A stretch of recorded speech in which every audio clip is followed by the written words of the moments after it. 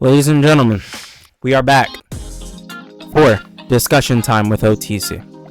And today we're going to be talking about this guy. Now the big question of today is LR Omega Shenron the worst Dokkan Fest release ever? If you don't know, this was spurred on by, hopefully y'all will see none of my Twitter history. If y'all do, listen, bro, it is what it is. I'm a guy.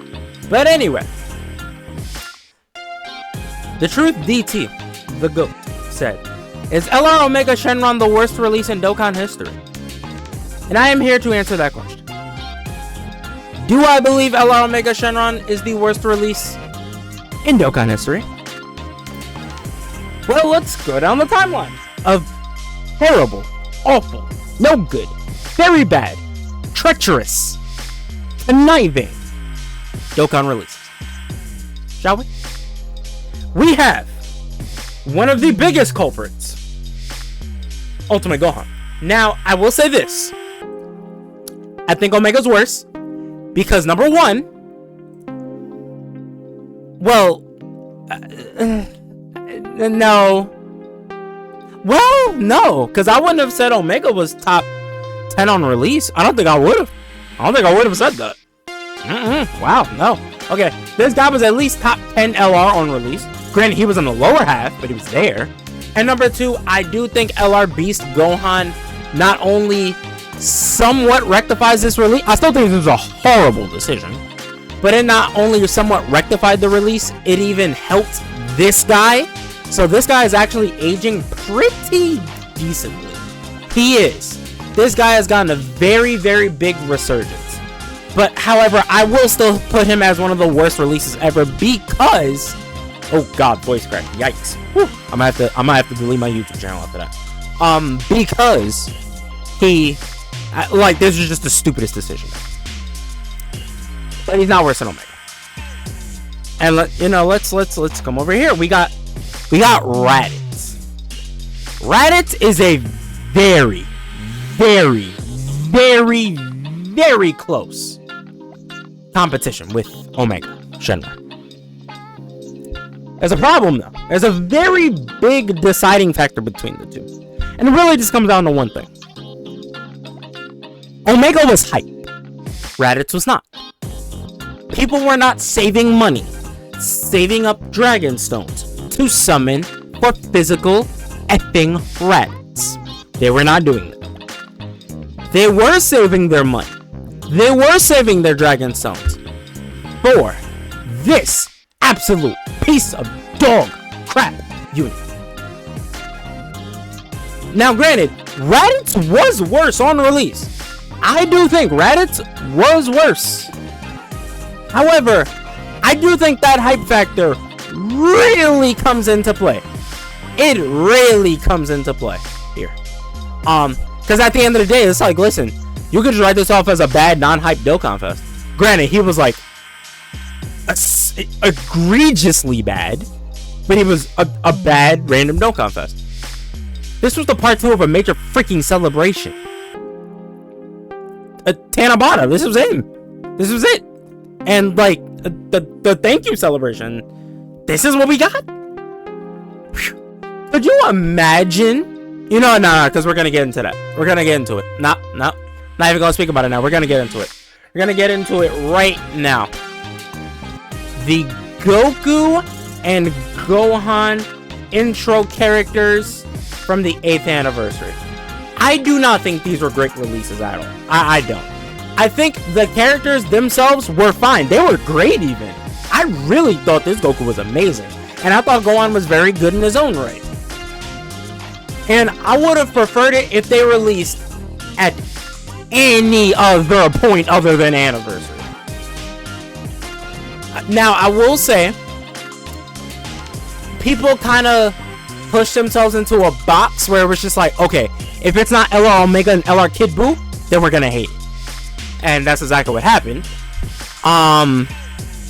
Well, this is seeing as how Omega turned out, I'm glad we didn't get him during an anniversary. Ooh, God. The chaos that would have ensued.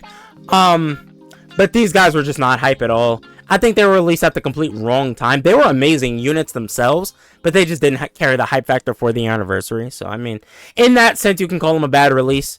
We're not... Oh, boys, we are not done. You think we're done? You think we are done? Hold on. Hold on. Because we have this gem right here. We have this gem. We have Tech Super Trunks. Tech Super Trunks is actual dog crap. I don't want to hear any if, ands, or buts about this unit. He sucks. He was bad. He had an awful design. He still has an awful design. And he's still awful. Now, is he as bad as Omega? No. Because again, this was just a random celebration. This was, I mean, probably the third most hyped celebration. Right? It's gotta be the third. It's either third or fourth. Because I would probably put this above... This is definitely above Sand Day. Is this above Golden Week? I don't know. I could put Thank You Celebration above Golden Week. I definitely could. I think I will. This is like the third most hyped celebration of the year. Alright? And they completely just dropped the ball. So that saves this Trunks. And I cannot deny, once everything went perfectly with this Trunks and you got the Super Trunks and everything was perfect and the sky was blue and rainbows were flowing and your car didn't run out of gas and your car didn't have a check engine light and there was no traffic and, you know, the world just kept spinning, yeah, this character was good. Yeah. This character is great even. You just had to get all those things right. So I think you guys get the point. I think you get the point. Now let's talk about this guy. Let's talk about this goofy boy here. LR Omega Shenron. I cannot believe they released this unit with a straight face. I can't believe they did it. I cannot believe they did it. I can't. I can't. I have my camera off right now, but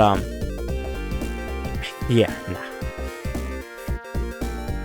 GT Boss is 200% lead. Like, yeah, cool, wonderful. GT Boss is such a great category, right? GT Bosses has great units such as Baby and Ice and Nova and Super 17 and Physical Nova and the Legion of Shadow Dragons and these clowns. Just wonderful top of the morning characters. Yeah. He gets an intro and changes ink key spheres to rainbow for 7 turns. I mean, that's good. That's good. He's a rainbow orb changer. All enemies attacking defense minus 25%. That's good. That's good. 3 key, 200% the stats. That's good. That's good. 20% attack with each attack performed. Like, that's good. I could deal with that. That's cool. 1 key and damage reduction by 5% per GT boss category ally on a team. Oh, there we go. Ooh, there it is. That kills everything. Because again, I don't know if you guys truly understood. Let me go back. Do you see this category? Omega's the best unit on the category.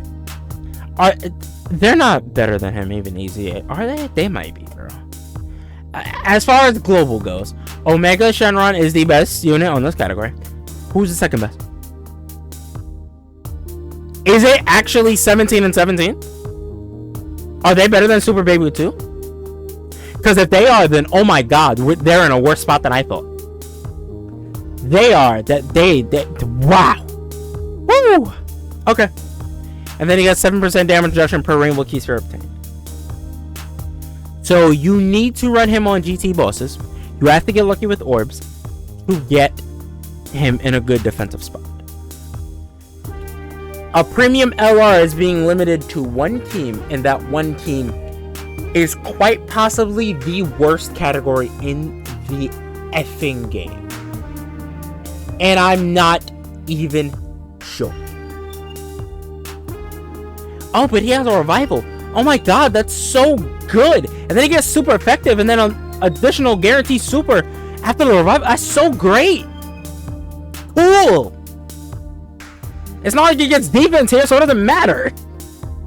He still gets healed immediately, especially now. He gets pummeled. It's so bad. It's so bad. The active skill don't even help. It doesn't even help, bro.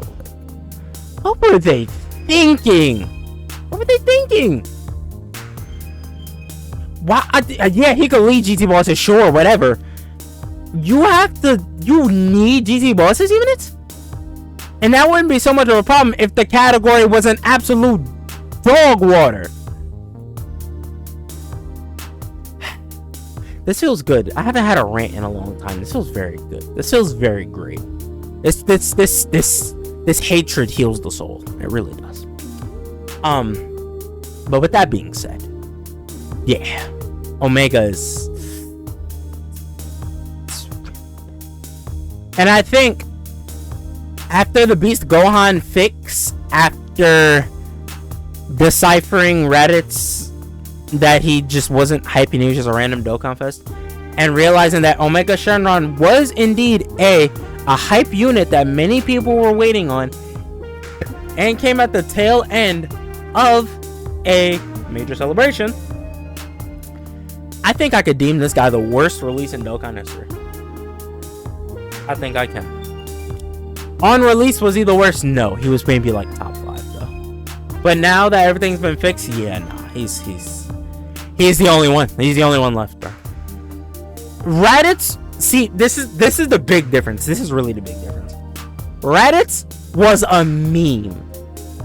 Nobody memed Omega because we were that pissed that he sucked. We weren't mad that Raditz sucked. We were laughing that he was that bad. We were laughing. We weren't laughing when Omega sucked. We were hurt.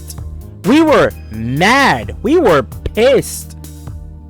What in the world, bro? Like, there's no way. There's no way this is an actual unit. And to this day, they have not buffed GT bosses yet. What buff have they got? They got their Easy A. I think they got their Easy A. That's it. That's it. That's all they've gotten. It's just like what do they do? What do they do? How do you release a major? Because this is a major unit. This is a major LR. This is a Carnival LR. How do you release a character like this and then just like say F it? We're not gonna support him. I don't know. Thank you for coming to my TED Talk. Like, subscribe for more Dokkan Battle content such as this. I put a new membership tier in there, you know, just in case anybody want to look at it. You know, exclusive access to, well, not exclusive access, but access to videos a little bit earlier than everybody else. Yeah, so, you know, go check that out. But yeah, I'm gonna catch you on the next one. Omega sucks. Bye.